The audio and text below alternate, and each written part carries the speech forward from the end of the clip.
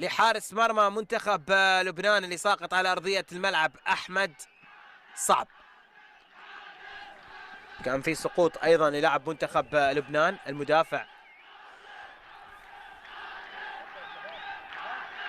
لكن هنا اللقطة اللي كان يطالب من خلالها لاعبي منتخب اليمن باحتساب ركلة جزاء لاعتبار أن هناك لمسة يد.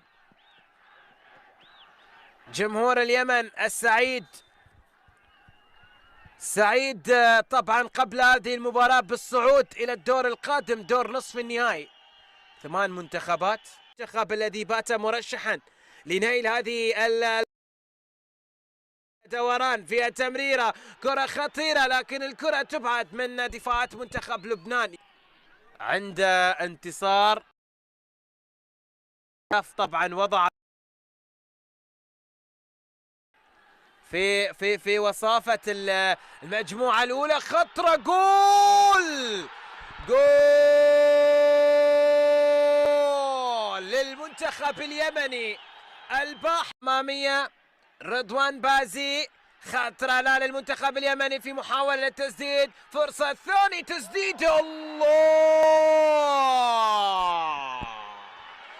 المنتخب اليمني إذن يمضي قدما في هذه البطولة، يمضي قدما في